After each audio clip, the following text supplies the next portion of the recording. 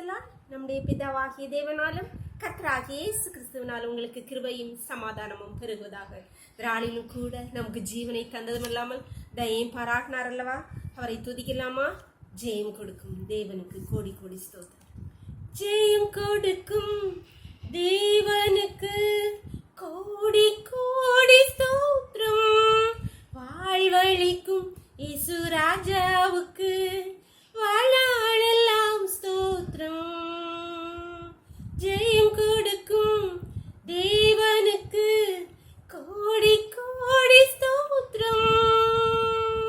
வாழ்வழிக்கும் இயேசு ராஜாவுக்கு வாழ்நாளெல்லாம் ஸ்தோத்திரம்.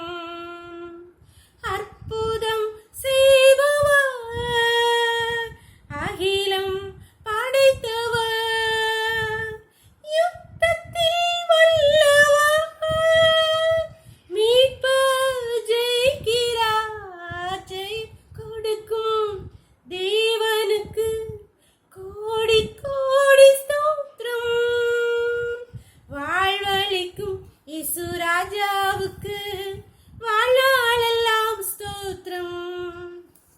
ஒரு வேத பகுதி வாசிக்கலாமா? ஏசாயா 63 அதிகாரம் வசனங்கள் 7 முதல் 9 வரை. கர்த்தர் எங்களுக்கு செய்தருளின எல்லாவற்றிற்கும் தக்கதாகவும் அவர் தம்முடைய இரக்கங்களின் படியும் தம்முடைய திரளான தயவுகளின் படியும் இஸ்ரவேல் வம்சத்துக்கு செய்த மகா நன்மைக்கு தக்கதாகவும் கர்த்தருடைய கிரியைகளையும் கர்த்தருடைய துதிகளையும் பிரஸ்தாபம் பண்ணுவேன்.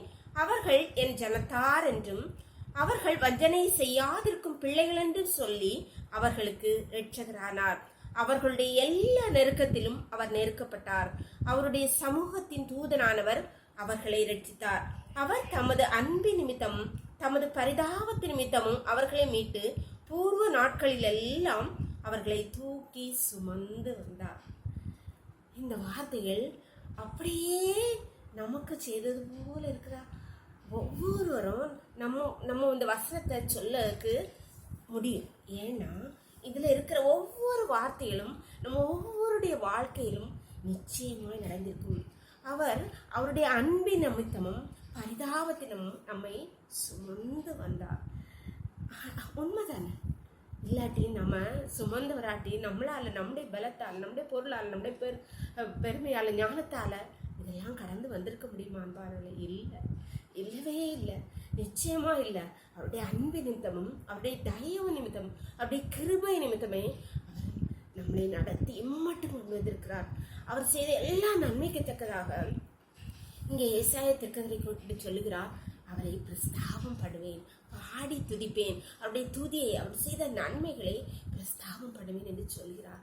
ஆமா, அன்பான தேவனுடைய பிள்ளைகளே, நம்முடைய வாழ்க்கையிலே கர்த்தர் இதுவரை செய்த எல்லா நன்மைகளையும் நாம் எண்ணி பார்த்தால் இப்பொழுது இருக்கிற காரியங்களை பார்த்து ஐயோ கஷ்டப்படுறோமே, கவலை, பலவீனம் இருக்கிறே, கஷ்டம் இருக்கிறே, பிரச்சனை இருக்கிறதே, என் பிள்ளைக்கு திருமணம் நடக்கணுமே, என்னுடைய பிள்ளைக்கு ஆண்டவரே இது நல்ல வேலை கிடைக்கணுமே, அப்படின்னு ஒவ்வொரு காரியங்களுக்காக புலம்பவே மாட்டோம். ஏன்னா நம்ம இத்தனை ஆண்டுகள் கர்த்தர் செய்த அதிசயங்களை நினைத்தோம்னால் அவர் நேற்று மீண்டும் மாறாதவர், அவர் உண்மை உள்ளவர் அவர். அதனால நிச்சயம் நமக்கு இந்த பிரச்சனைகள், நமக்கு முன்பா இருக்கு இந்த பாடுகள், இந்த பலவீனங்கள், இந்த கஷ்டங்கள், இதை தாண்ட பண்ணுவார் என்று நாம் நிச்சயமாய் நம்பி அவரை துதிக்க முடியும். அதனால இப்போது இருக்கிற கஷ்டங்களை நினைத்து நாம் ஒருமறுக்காமல் நம்மை கடத்தி வந்த, நம்மை சுமந்து வந்த அவருடைய தயவு, அவருடைய கிருபை, அவருடைய நெருக்கத்தை எண்ணி அவரை துதிக்கலாமா?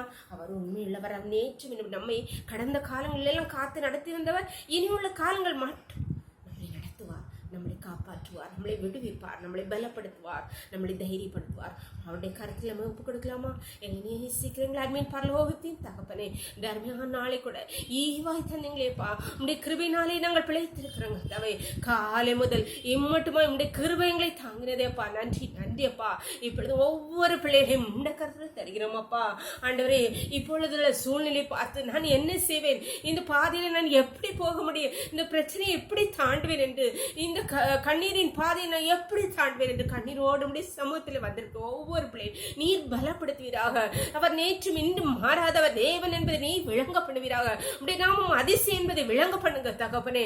உடைய பிள்ளைகள் ஆண்டவரை இம்மட்டு நடத்தி கொண்டு வந்த பாதையை நினைத்து கர்த்தர் இனியும் நடத்துவார் என்ற பலத்தையும் தைரியத்தையும் உடைய பிள்ளைகள் ஒவ்வொருவருக்கும் கொடுப்பீராக.